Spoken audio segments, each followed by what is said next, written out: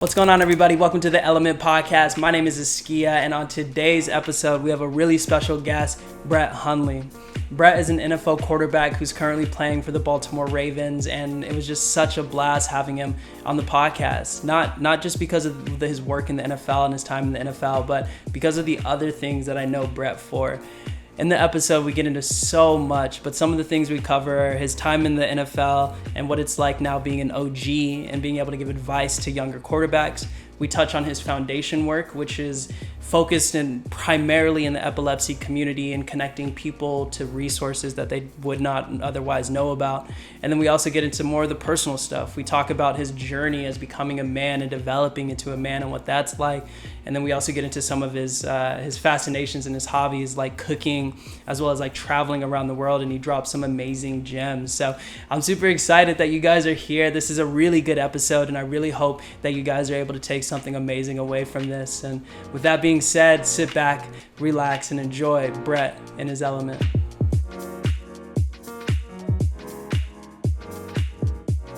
Excited. Yeah, me too, bro. It's gonna be good. Excited. All right. Yo, what's going on, everybody? Welcome to the Element Podcast. My name is Askia, and I have a very special guest here. I'm going to go ahead and let him introduce himself. Man, so happy and thankful that you invited me on the show. But I'm Brett Hundley, you guys. Born and raised here in Chandler, Arizona, and year 8 in the NFL, currently for the Baltimore Ravens. I'm an old man in the NFL now. Yeah, it's crazy. It's crazy. 8 years is 8 nuts. years. It's a long time, man. What's the average? 2.3 before your pension. Yeah, the average in the league is 2.3, and like now it's funny because in the Ravens locker room, quarterback room, like I'm called like the OG quarterback because everybody else is like for Lamar and Hundley and stuff, and they're younger guys. But it's just funny like thinking, even saying that, like I'm an old man in the NFL. You're an OG. How does that feel, man? Like that obviously comes with like wisdom. So are you like chirping in people's ear? Not chirping, but like talking to people and like, hey, like think about this, or like, what does that OG title kind of like consist of? It's crazy to think of it too, because I do like quarterback coaching and stuff like that, and I like coaching kids and stuff like that. For sure. But like when I think about it, like I've played now with Lamar, with Aaron Rodgers, with Russell Wilson, and with Kyler Murray. Like, and so like taking, and like I really learned from all of them, but like Aaron was the biggest, and Russell. And then from there, I sort of, went on and started my career changed almost to like helping, and still competing. But at the same time, like, that's when I was helping out with Kyler when he got drafted, and then now with Lamar and stuff, and just being there, trying to compete. But it's crazy to go from like I remember when I first got in the league, and I was like Bambi, like bright-eyed, like just scared out of my mind, had no idea what's going on. And now it's like being able to give back the wisdom of like what I've experienced in 8 years is a lot of wisdom. And like it really, honestly, it's funny too, because like I have wisdom from the game perspective as far as football, but a lot of it comes like not regarding like the X's and O's of football. It's like how to manage stress as a quarterback, how to manage a team, and it's like that stuff, or like even how to study and prepare, because not all the time you're taught that, and I wasn't, and I had great coaches coming up, but at the same time you just got to learn stuff on the fly. So so yeah, it's just been a process, but it's a journey. I guess that's like theme of the the what we were just talking about. Yeah, exactly, it's like it's the journey. Yeah, it's the journey from like one point to another. And so like, speaking of like that journey, what's sort of the mindset change that like is biggest to you from your first year to where you're at now, whether it's the X's and O's or whether it's like whatever, like what's one of the things that is the largest change in your mindset? It's really been the biggest change of mindset has been not so much football. Football stays the same. It's the 100 yards, whether there's a big crowd, small crowd, playing it for popcorn, or like football doesn't change. But what changes, like I think for me personally, is figuring out who you are with football.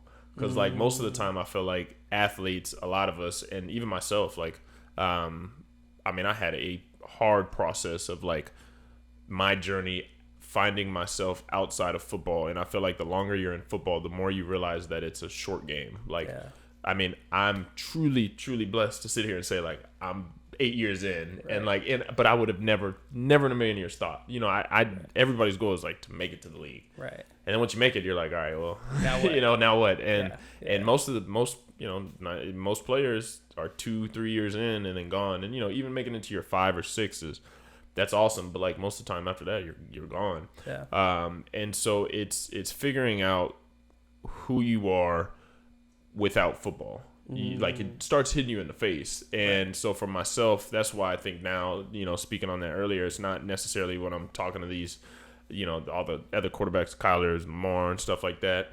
It's not Hundley, it's not, I don't really have so much football wise, maybe small things, how to study. I mean, they're sure. gifted athletes. They got there for, but it's like, it's the other things as far as like, asking them questions like, what are your plans after football? Like like, what are your passions? Most of us, most athletes, all we know is football. So, like me figuring out that cooking, traveling, and photography was like my passions, but like it took me a while to figure them out and to be open enough to express them, because everybody knows you as a football player. So when you start putting in something different, like, hey, I'm like this football player, but I also do all this stuff. Like, it's an identity shift that you have to go through, and I think that's the biggest thing for me that's changed throughout my career in football. And that's not to say that I don't focus on football as much. I think I am more efficient for sure now with football, way more efficient. But it's just understanding that, if I had a bad game my first year when I was starting for Green Bay, like if I had a bad game, I was completely depressed. Like honestly, like because like your identity is tied to your performance. Yeah.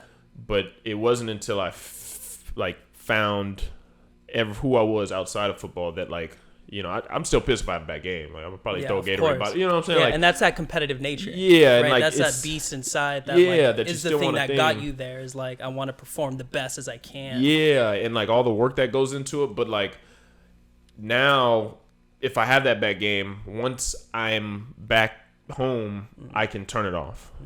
And now it allows me to like still enjoy my day. Like in a bad game where like you probably wouldn't see me for that night, because I just be with myself. But like now, like I'll still go out, I'll still enjoy with my family and friends and stuff like that. So it's not so much of like a downer, but like that mindset change, that transition, or the identity shift, that's really the biggest thing I think for myself in this like 8-year career. As I say, it's insane, man. No, it's insane. What do you think has been like the biggest input into that allows you to give? Because I've known you now for a couple of years, and I can tell that I have an idea of what I think makes you unique. But what do you think is the thing that really puts you and separates you and allows you to compartmentalize the football, or like the different containers of your life? Like, what do you think really played a role into shaping that perspective? I think for me, it was really, everybody has tough times in their lives. Of course. I've had my, you know what I'm saying? Yeah. But it's like those moments that I think of like the transition moments in my life. It's like when you have those times in your life where like, it's not the greatest. It's not like the shining bright, even when I got in for Green Bay, and there's quarterbacks who've talked about it, but it doesn't really get spoken about too much. But like, you go in those times where you're to yourself, you're depressed a little bit. I was depressed, especially after Green Bay and the first, first year playing there and stuff like that. It didn't really go as well as I wanted. And like, you think like you work your whole life for these moments, and then it didn't really go as planned. And I'm still here playing, so I'm happy. But like in the moment, there was a mix of things where like I was forced to see myself without football, or to see myself not in the light that I wanted to see myself performing in football. And like, I had to look at myself in the mirror and like figure out like, all right, like I still have to enjoy life. Like, because whether I'm playing next year or whether I'm not, or whether I am playing 8 years in, I know that like, I'm not going to be playing football, nor do I want to till I'm 40 or 50. And kudos to Tom Brady, love you, man. Insane. But that's a whole thing in itself. But like for me, I knew my goal was to play through 10, and I'm out regardless. Like I'm walking away. But like in that moment of like sort of not not in the greatest space. Friction. Yeah, The lows, the valleys. Yeah. There was that was when I really started separating myself, and like, long story, but I'm gonna make it short. There was a program I took. It was called Life Skills, and it was like a year-long course, and luckily I was going through it while this was happening. So thank God. Was this administered through the NFL? No, it was through Green Bay. Yeah, I found it in Green Bay, and I was intrigued, because they were talking about how a lot of stuff stems from childhood and just working through yourself and your traumas and what you've went through growing up. And so I started the class, and that class broke me down in ways I would have never thought, especially as a man and ego and stuff. Right. Man, that class tore me to pieces. Yeah. But it built me back up in the right way. And in the time of when I was going through this stuff with Green Bay, it worked out perfect. Like the timing of like being torn down, especially with what was going on with football, and then being built up in a better manner. And I could look at football in a refreshing light now, not as something that's like I was feeling drained. And now like I was able to have fun. And that is when the transition started for me. And I was going into my 4th year. And that was night and day difference. Like that, but that was the one moment of my life that like literally spun me completely into the direction I'm in now. Yeah, so. The importance of knowing yourself. Yes. Insane, dude. Yeah, that's amazing. Yeah, so that was the moment for me. Yeah, it seems like it's a very, very great achievement that you've accomplished, but your foundation. Oh yeah. Can you talk about it a little bit? Yeah, so that was huge, man. For all you guys watching who don't know, I have my own foundation, the team, baby, Hundley Foundation, and my sister was diagnosed with epilepsy when we were real little, like 9 or 10, and her son, my nephew, Ball of Joy, was diagnosed with infantile spasms, which is a form of epilepsy, when he was young as well, like probably like 3 years old. And we'd always done work with the foundation, the Epilepsy Foundation, and there was like a missing link between like as big as the foundation was and like the connection between the individual and the story, and like sometimes maybe people not feeling heard. And then me and Paris were just rapping, and it was like, well, let's start our own. And that's really like where it got started. We wanted to create a team or a family, as we call it, because with epilepsy, with any anything, for Paris growing up, it was growing up out here in Arizona. There's not many people especially where I grew up at in Chandler, like did nobody have epilepsy? No. And we didn't know anybody to have epilepsy, and we didn't know any community that helped us or Paris work through epilepsy and what she was going through, and spending countless, at least over 500 times in the hospital, dislocating shoulders, like a whole bunch of stuff. But like going through that, there wasn't a community that we felt, and we wanted to start something that sort of bridged that gap, brought people together and allowed people to, one, feel heard, and two, know that there's somebody else that's in this with you. Right. And that's not only for the people with epilepsy, with autism, with anything like that, but it's also for the caretakers and like for the families, because though the caretakers also they got to be there. Yeah, they got to be there. And you got to watch somebody go through this stuff. So it's not and it's creating that family atmosphere and that team where there's a community. And that really for us is where this thing got going, and it blew up. Yeah. So, and where we're at now, we're so thankful to have, Rick Harrison as the face and, all this stuff. But like, we still have that sense of family and that community, and like everybody who works for the foundation to the people who we get to interact with and, learn and help out. Like, we still keep in touch with everybody, and it's literally just been a big family that's grown to where it is right now. So it's just been like truly a blessing to see all this stuff sort of like transpire. Yeah. How has it made you a better person? How has it helped you grow? It is, man. It's crazy. I think about that a lot, and because what's funny is like when you start a foundation, like I was like, all right, I just want to help people. Exactly. Of course, let's just help somebody. Yeah. But then you realize like how in the shorter term of things, like running a foundation is in a sense a business because I mean you can't run a foundation that's losing money. No you know, money, you gotta. But like the thing is like you're like the money you raise, you literally get to create these programs to directly help like the cause you're going after. And for us, you know, we have we're doing, you know, fatherhood programs. We're doing for first time fathers. We're doing, you know, programs for epilepsy, just a whole and raising awareness. And like for myself, really thinking of like the platform that I've been blessed with. And now like the reach that I've been able to help thousands of people, not only myself, but like the team, the foundation.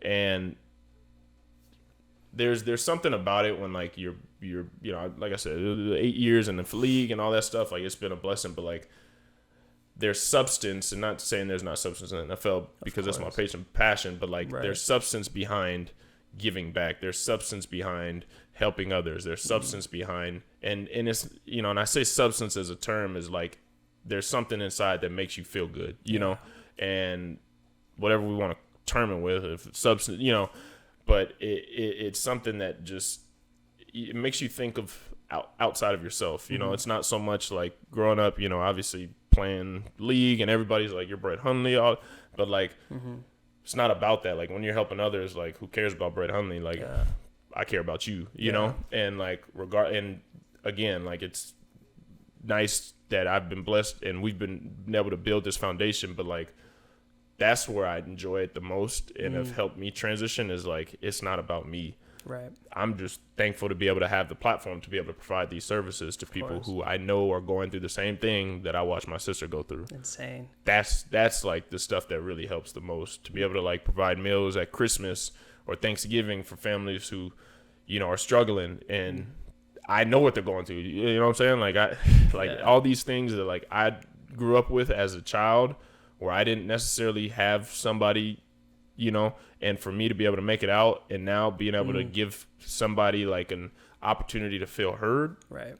That's deep, you know, and that's where I feel like the complete joy from doing this. It's your element, bro. Yeah, like that's what's fun to me. Yeah, that's insane. What's do you have like a favorite memory like with the foundation? Man, I got so many memories with the foundation. It's just, you know, what was a cool thing, and we got started really because of epilepsy, but as I just touched on the life skills program and working through traumas, especially as men, we started this program with Eisner Health in California, and it was for first-time fathers, and it was a 12-week course, and I set it up just like life skills. So like it was perfect for me because this is it was like this is everything I always wanted to do, and I ain't got no children, but like I think the platform of like men being able to express themselves emotionally and feel heard and also learn how to do so.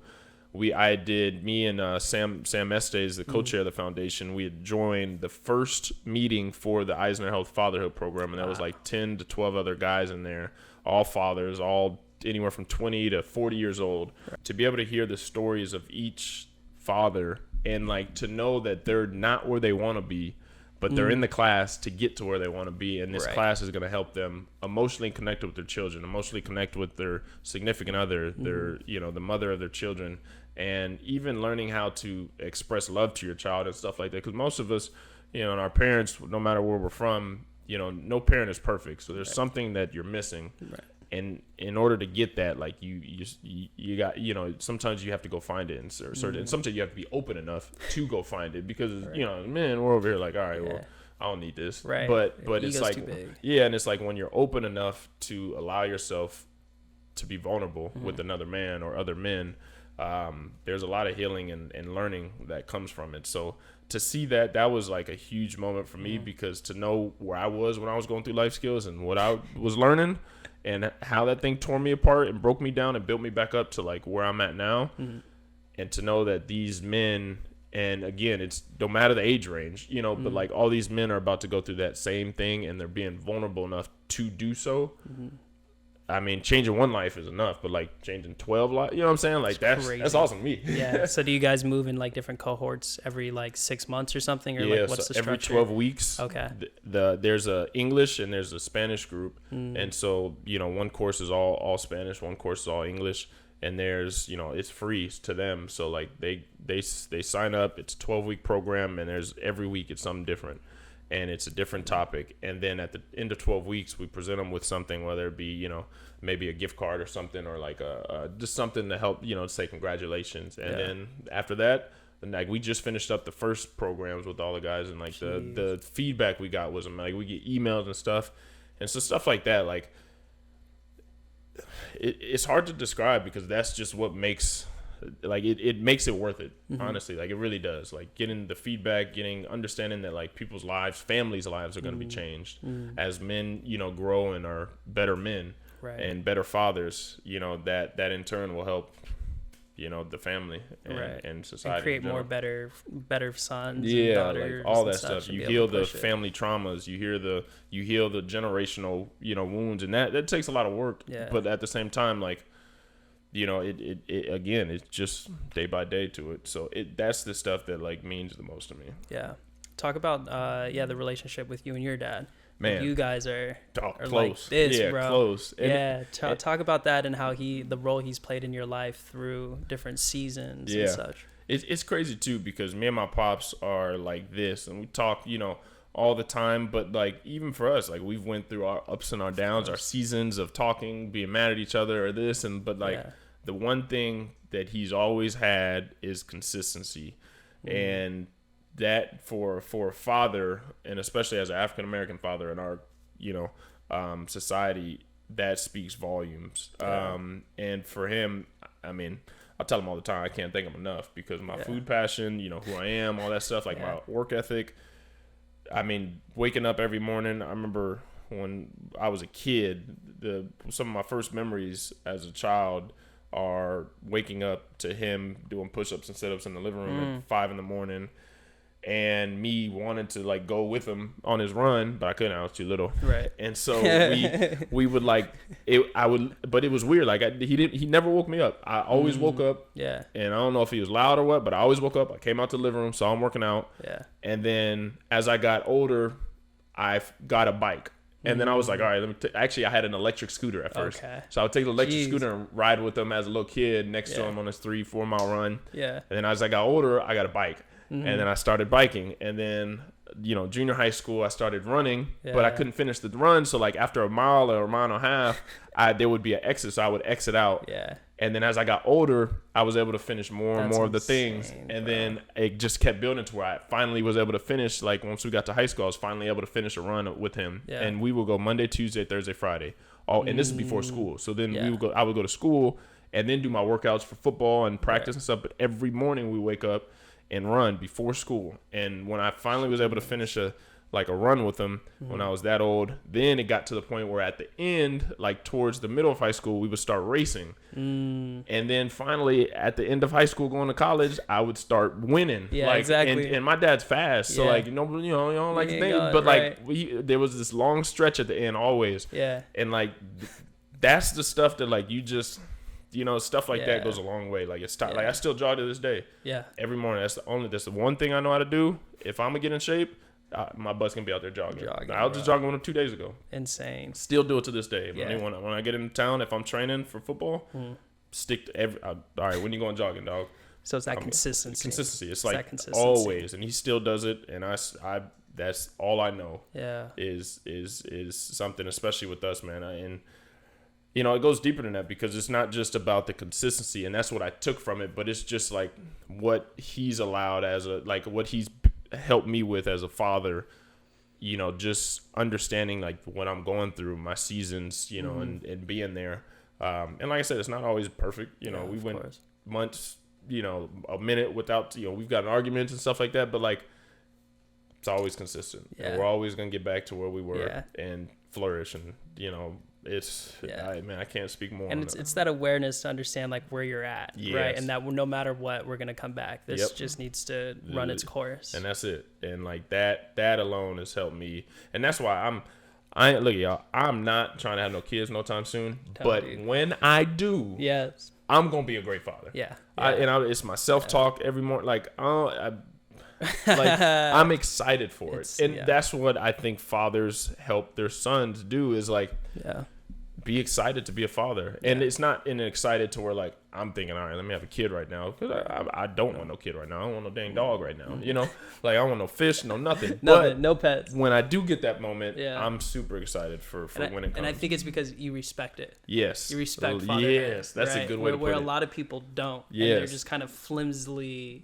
going about this and not really having any thought about it. Yeah, I'm the same way. Like, I'm looking forward to it because it's an honor, and I greatly respect fatherhood. I want to make sure I do it well. Like, and that's the thing, is like making sure, and like that's why there's life skills, this courses, like learning about our own traumas, our own childhood, like, because I don't want to like I respect fatherhood so much that like I don't want to pass down my family traumas to the next. Like, I want to be the one to stop it. Yeah, exactly. And I'm with, like, that's why I'm just so excited, and it excites me to do the work and to learn and research and even work through my own emotions to be better for whenever I have this son or daughter, you know, and to be able to help mold them into hopefully being a better man than I was, you know. And it's just that continual cycle that we'll grow into a really strong line of Hundleys. Yeah, I love it, man. Take me to sort of the beginning, like of the traveling bug. Oh yeah. Like, where does that come from? Oh, yeah. Where does that stem from? It's funny. I got one passion from each of my parents. Okay. So my mom's a flight attendant. I got the traveling bug from her. And my dad, the men in my family cook. So my dad cooked all growing up, and so I got the food bug from him, and then I picked up photography on my own. So it's like I got one from each, and then I got my own, and that's really how traveling got started, because I used to fly for free. So with football, I didn't really have the time to travel, but like when I first got the taste of, like, I think my mom took us to Jamaica. The first place I went to.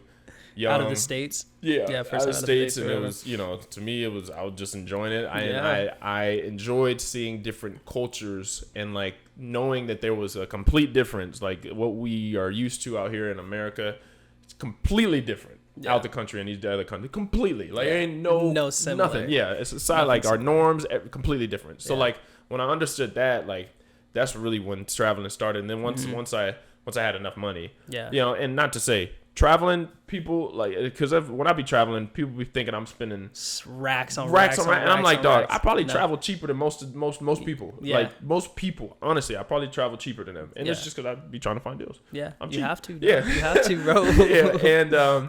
And so like when I got to the league, that's when it started with like Groupon, because Groupon has great trips for everybody. Oh, really? That's some knowledge for y'all right there. Yeah. Check out Groupon. That's huge. And they have great travel. That's how I got started, because it'd be like $1,000 and that'll cover your flight, your hotel, and like I went through China and Thailand for like $1,200, and that was my flights, and my hotels, and my activities. It was, I mean, the Groupon has crazy deals. That's insane. Okay, good to know. Holy crap. It started with that, and then I started doing it on my own, and then I started traveling on my own, and then it just built into this huge thing to now, like, I got to see every country in the world. And I'm at 40, which is a great start.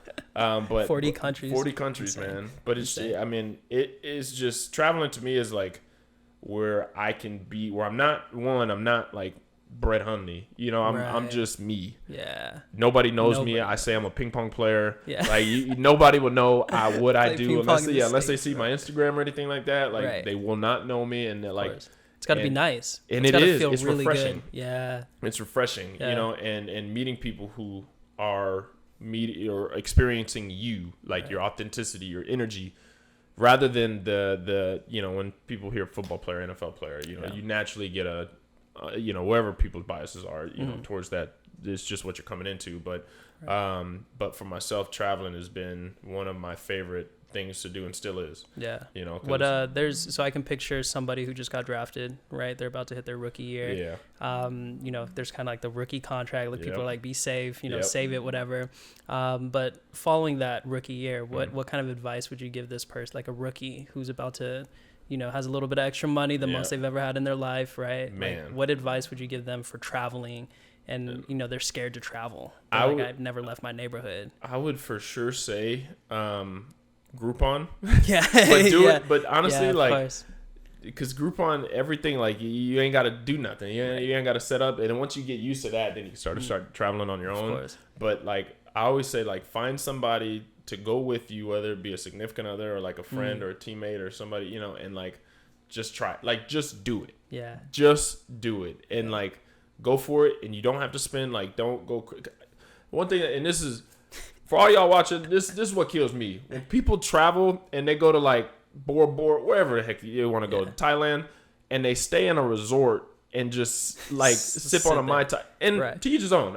But like, I could go to a resort out here in Arizona and then, you know what I'm saying, and sip a Mai Tai. If I want to relax, I want to relax. You know, but like to fly out somewhere and just sit in a resort without seeing like what's outside. Like you're literally just going to a hotel out of country. You're going to a hotel retreat outside the country. Like it kills me. So like actually like go like dive into the culture, like dive into like where the tourists are not going. Like don't go to the dangerous places, but like of course, but dive into like where like the food is that like the tourists aren't going to go, and like the authentic food and like the authentic places where people gather and, you know, socialize and interact and like, you know, talk to the people out there. The locals, like, man. I have friends all over the world because when I travel, I don't like staying at Airbnbs and hotels because there's no interaction with people.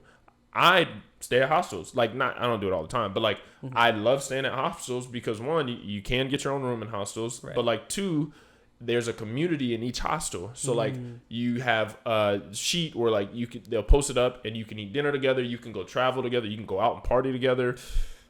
And that is the coolest thing to me. Like I've met countless people just because of hostels, and like that's what I'm saying. Like go out and like just embrace yourself. And I've traveled alone for months at a time, but in that, like I find peace in doing that. But also like I also like have found friends doing that, because when I'm by myself traveling alone, again, nobody knows who I am. But like when I'm out in hostels and I just go on a random tour with a group of people, and I just interact with people, and like it's the coolest thing to me, and like that in itself will open your eyes. And I think a lot of people, when they do it, it opens their eyes to understanding that there's so much more outside of America, so much more, like in how we think our norms are and like what we need.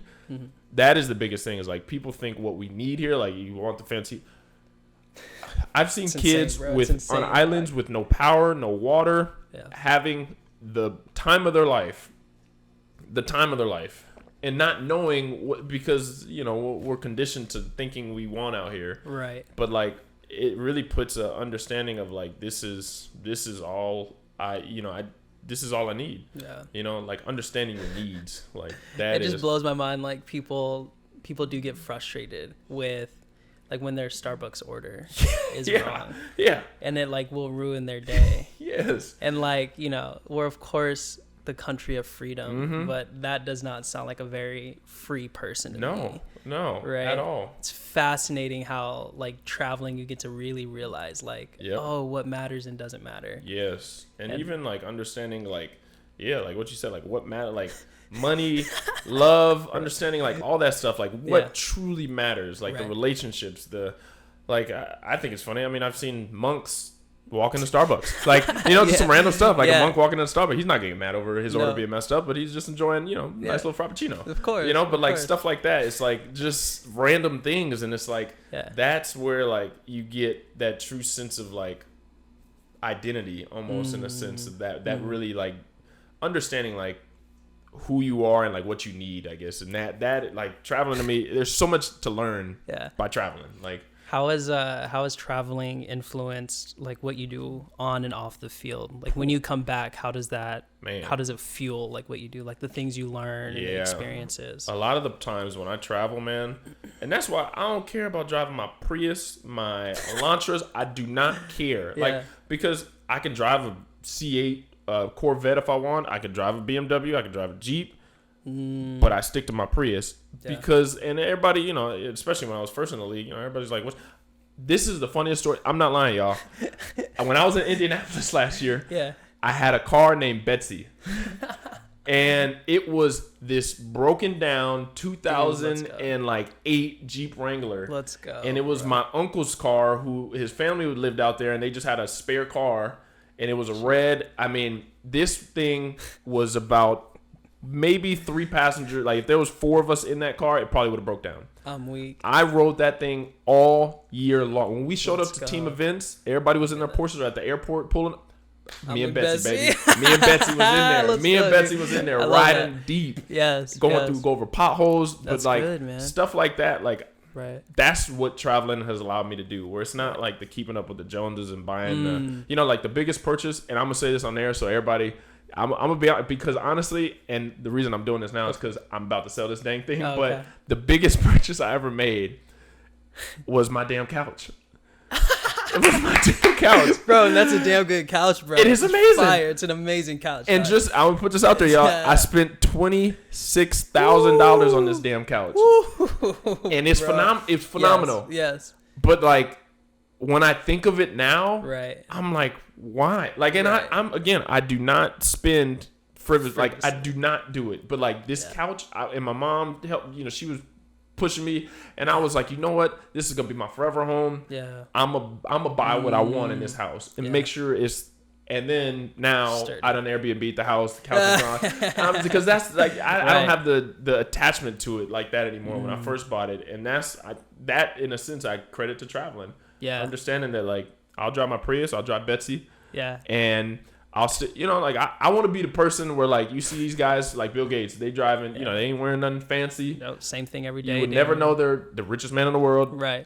That's me. Right. That's what I want to be. That's amazing, bro. And that's it. fire. If I can wear my workout shirts and this and be right. and make $10 million a year, yeah, I'll drive a Prius. Let's go. I'll be cool. The path to $10 million a year, bro. Talk about like some of the things you're involved with, like with investing and some of the different activities you're doing. Man, as we were talking earlier, like how much things can change in a year or two. Yeah. Like I remember when I first came in the league, I was hoarding my money and I didn't want to touch it because I was real broke. Then I just want to see my money in there. Yeah. And then it wasn't until about 2 years ago I started investing and thinking of like the long term game as far as like what I want to do after football and like what I'm trying to do. You know, I knew I didn't want to work a 9 to 5.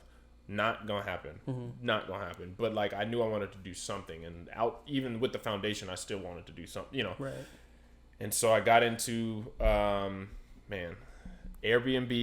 Okay. Turo, got my own cleaning company, and I have a property management company as well. Oh, wow. So it's like all these things that just started in the past 2 years and I have my own marketing company.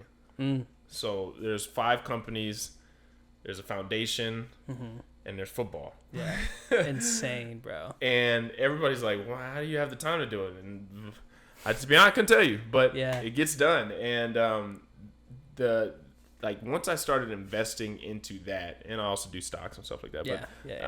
Somebody will handle those. But but like once I started investing into, because it's scary. I had all this, enough money that I didn't want to see it go down, but I knew I needed to do something to make it start working. Right. And so just like everybody, everybody watching this stuff, you build up this sort of nest egg of like what makes you feel comfortable or what is the point that you're going to feel comfortable in life with finances. And like I wasn't there, but I knew I had something where like if I stopped playing football, like I could probably live for maybe like 8 or 10 years. It'd be good. Yeah. But like I knew after that 10 years, I don't know what the heck I'm going to do. Right. And so I put some money out there. And I'll never forget it. Prince Mukamara, who I grew up, who actually is from Arizona as well. Yeah. We were locker mates in Arizona, and I was asking him because I was looking into getting into some, properties out here in Arizona, and I was just gonna long term rent them. And he was like, "Dude, have you ever just thought about Airbnb?" And I was like, "No." And we started talking. I'm huge on numbers, and especially if I'm gonna take some of my money out, just saved. It's got to be thorough. Oh yeah, I want it to be all this. So every day he spent time with me, every single day, and he showed me the numbers, the breakdown of what he was doing, how he was doing it, and he was so open with me. And there was nothing for him to gain. I mean, it's not like I was going to buy a house with him. It was just like he was just open about it. Yeah. And I bought my first property, my first thing, 5 minutes away from his property. I said, you know what? If I'm gonna do it, I'm gonna do it right by you. Yeah, we'll be neighbors. And I bought it, and no joke, man. I luckily my mom is an interior designer, and she specializes with short-term rentals and stuff like that. Oh, crazy. So it sort of worked out. Yeah. But like I had her design it, furnish it, and I remember the first night I pressed like go live on Airbnb. I had no idea what I was doing. I was like, man, I didn't seen the numbers. I didn't said, all right, let me try this. Yeah. I went live, And in the first month, and I mean the first 24 hours, I had like $10,000 booked in a month. Holy no joke, like crap. no joke. And from that moment, everything in me said, all this money I had, take it. Go. I'm please. investing everything. I'm investing everything. You'd open the floodgates for you. And from there, it was fire. And then it started becoming, and that's where, like, for me, like, my mindset was like, okay, I have this money saved, but I want recurring, like, passive income to where I know I didn't want to work 9 to 5 at football, and I wanted something that I knew once I'm done with 10 years in the league, I wanted to be able to afford to travel for however long, and then, you know, whatever I want to do after, and I want to keep building. And that same passion I used with football, I now had something else to divert to and put it into as well. And so one property grew into 4, and the 4 properties that I had now became, I also created the management company to manage those properties, and then I also created a cleaning company to clean those proproperties. And now the cleaning company cleans not only my properties, but other players, Prince's properties, they now clean, and other players, other Airbnbs, and now the management company now not only manages my properties, but now it manages other players' properties, other freaking people's properties, and like that just kickstarted. And then also on top of that, I had my Jeep, and that was the first car I bought, my 2015 Jeep Grand Cherokee, all black. It was my baby. And I was just driving. It was all paid off. You know, I at that time I didn't really like debt, so I paid it all off. And and Justin, my business partner, he had said, "Man, have you ever thought about Turo?" I said, "I don't know what the heck that is. Like, but explain to me." I'm it's all not like open. a dish. Yeah. What is I was that? like, Turo? Sounds great. Country, then maybe. Yeah, and I was like, "No, I never."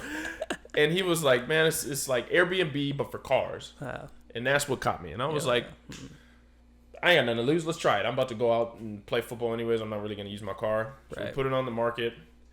And I didn't have no payments, but I made like $1,300 in a month.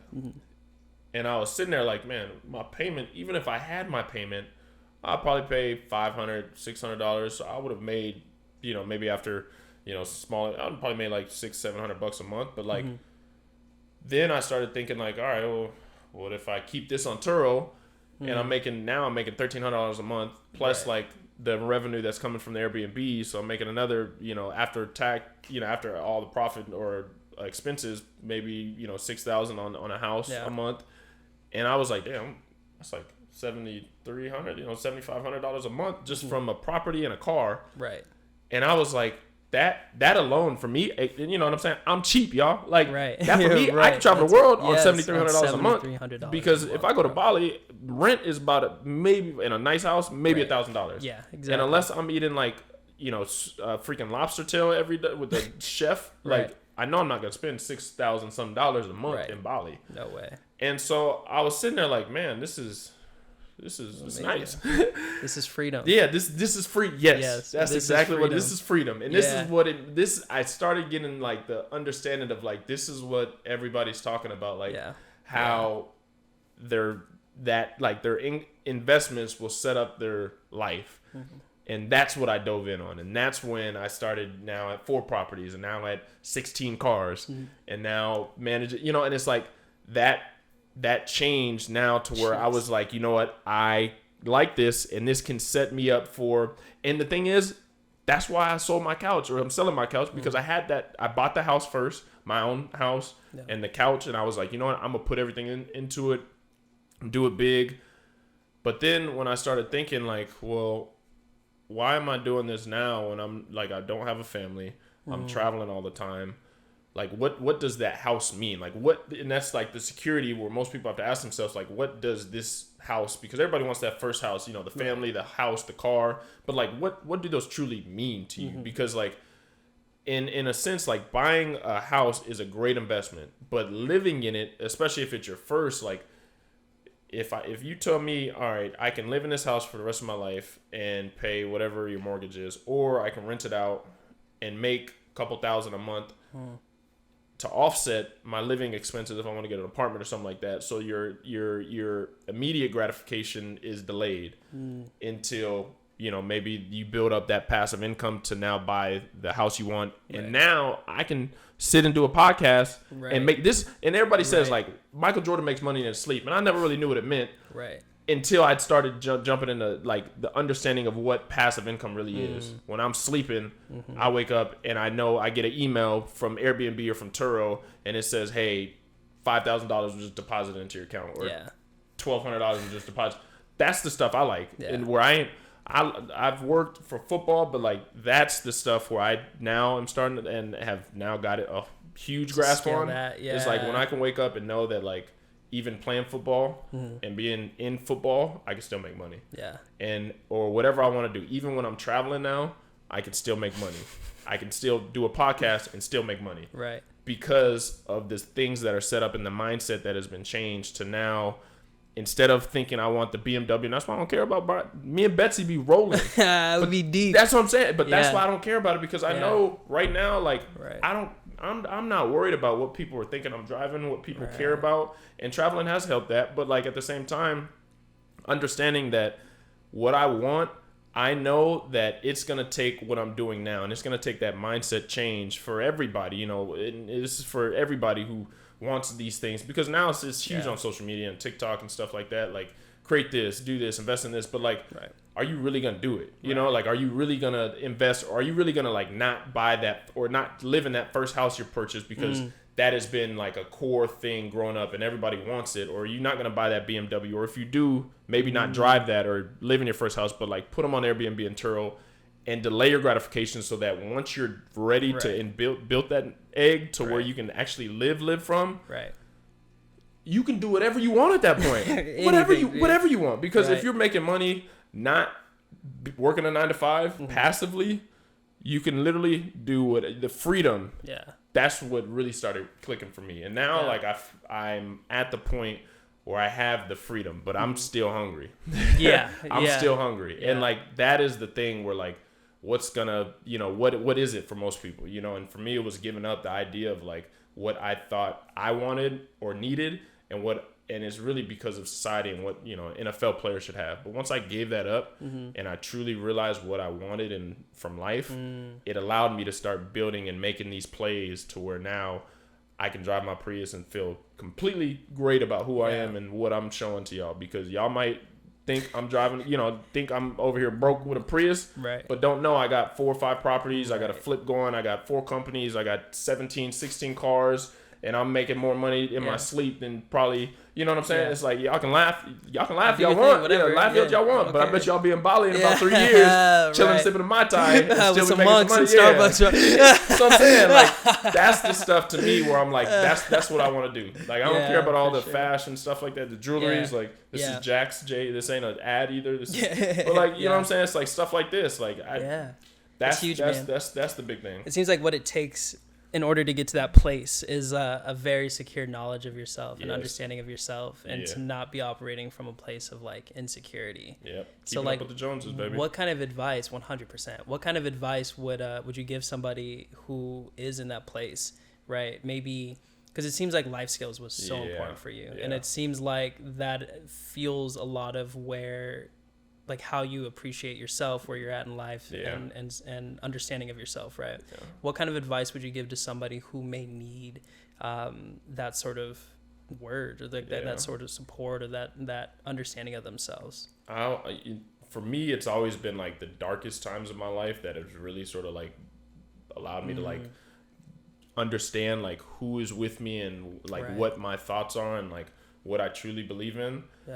And I would say the advice to everybody watching is really dive in. And sometimes it's hard to say like just dive in, because nobody's gonna see, you know, I can say look yourself in the mirror and stuff like that, or whatever everybody else always says, like just, you know, it's all the stuff that like you're gonna hear, and it's like, all right, well, what am I supposed to do with this? But like the true, for me, is understanding like what is really important, like what is it that's gonna last. Like me buying a car, because and this is what really hit, is like thinking of like 10 years ago, what was the hottest car out, or what was the new fad, the new trend, and like where are we today? Like who cares about what it was 10 years ago? So it's like you're never gonna be satisfied buying the new Jordans. And I mean, it feels nice, I ain't gonna lie, like it feels nice to have some nice shoes, nice fit, but like in 5 years, what is that gonna do for you?